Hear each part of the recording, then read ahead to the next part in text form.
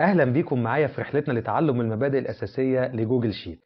جوجل شيت واحد من أدوات سبريد شيتس التابع لشركة جوجل، وهو أداة بنستخدمها لتنظيم البيانات في جداول مرتبة ومنظمة. والجداول دي بتتيح لينا إننا نستفيد من البيانات اللي دخلناها عليه في شكل إحصائيات وتتبعات ودياجرامز، بتسهل علينا قراءة النتائج اللي بتعبر عنها المعلومات والأرقام اللي احنا دخلناها، وبالتالي اتخاذ قرارات سليمة بناء على البيانات دي. ده بالإضافة إن جوجل شيت بيتيح لينا المقارنة بين البيانات وبعضها، وده بيخلينا نقدر نحلل مدى إيجابية البيانات والمعلومات اللي دخلناها أو سلبيتها بالمقارنة بجداول عملناها قبل كده. مثال، لو أنت شخص بيشتغل حر على الإنترنت وعايز تنظم شغل بطريقة تخليك تقدر تحلل اشتغلت قد إيه وبكام، وبين كل شغل وشغل مدة قد إيه، وكمان النتائج اللي حققتها، فكل ده تقدر تعمله بمنتهى السهولة على جوجل شيت، وتقدر تعمل إحصائية بمدى تقدمك أو تأخرك، ومن خلال البيانات دي هيظهر لك إيه نقاط الضعف والقوة في نظام شغلك، وتاخد قرارات صحيحة للمستقبل تخليك تتقدم في شغلك وتحسنه، أو على الأقل تحافظ على مستوى النجاح اللي حققته.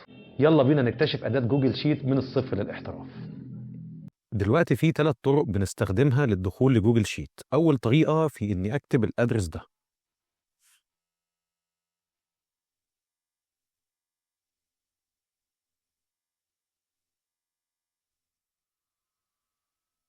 sheets.google.com.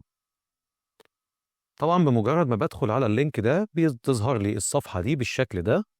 مطلوب مني هنا إن أنا أدخل بالبريد الإلكتروني بتاعي، وده طبعا شيء ضروري جدا لازم أعمله عشان أعرف أستفيد من أدوات جوجل شيت.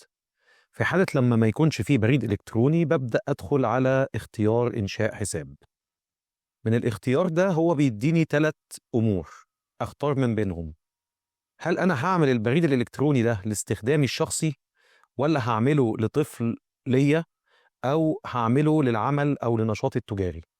لا، أنا هعمله لاستخدامي الشخصي. ببدأ أحط الاسم الأول والاسم التاني بالشكل ده.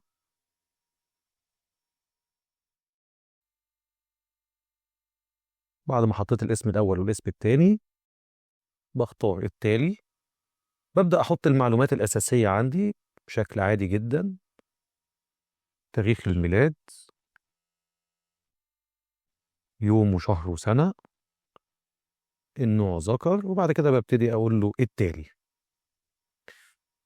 ببدأ أحط أو ببتدي أختار اسم المستخدم اللي هو هيبقى الإيميل بتاعي، فببدأ أختار اسم مميز ليا يميز بريدي الإلكتروني، بحيث أقدر أدخل على البريد بتاعي في أي وقت،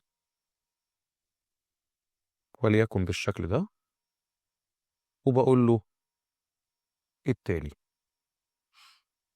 هنا بيطلب مني إن أنا أبتدي أنشئ كلمة مرور قوية، فهبتدي أدخل الباسورد.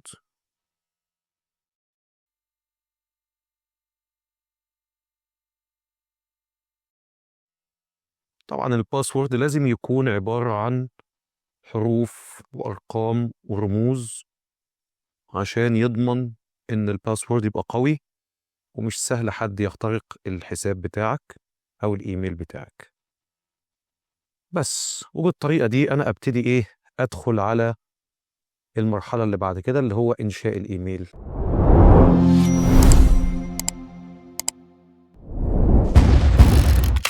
بعد ما أنشأنا الإيميل بتاعنا وتأكدنا إن إحنا بقى لينا أكاونت ويوزر نيم وباسورد، أصبح من حقنا إن إحنا نستخدم أدوات جوجل شيت من خلال الإيميل.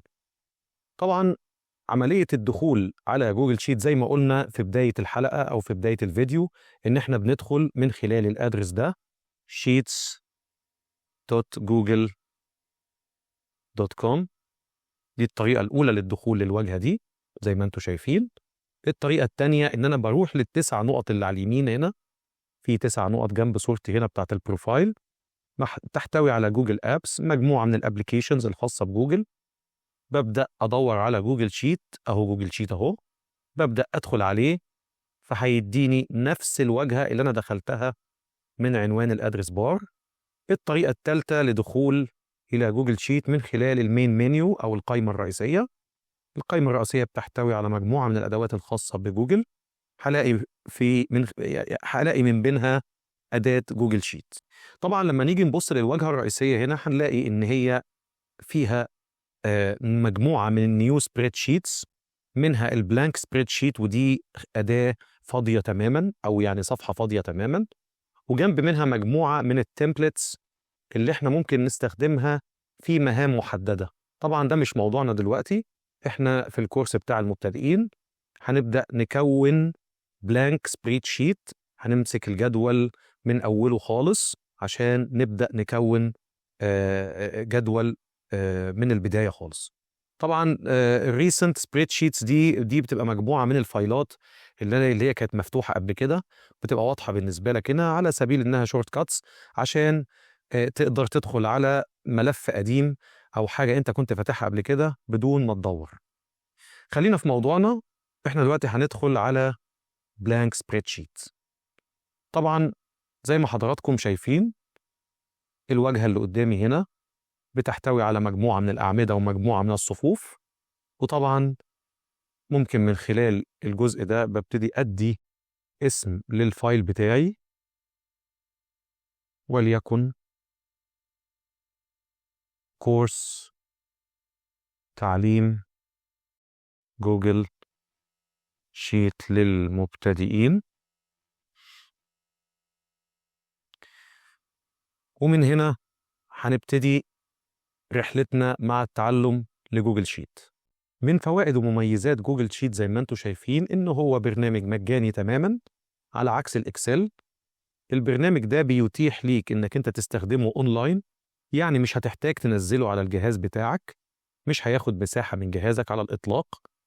إمكانية إنك انت تستخدم الملفات بتاعة جوجل شيت من أي مكان في العالم، لأن انت بتفتحه عن طريق الإيميل بتاعك، ودي حاجة تخليك تستخدم أي جهاز عليه نت، تقدر تفتح الإيميل بتاعك وتدخل على أداة جوجل شيت بالثلاث خطوات أو بالثلاث طرق اللي احنا قلنا عليهم. كل اللي هتحتاجه بس زي ما قلت بريد إلكتروني تقدر من خلاله تستخدم أدوات جوجل كلها بصفة عامة وجوجل شيت بصفة خاصة.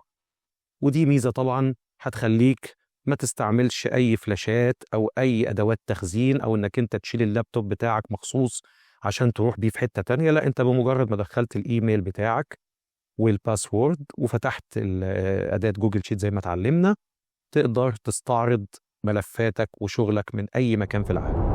ودي من أفضل فوائد ومميزات جوجل شيت.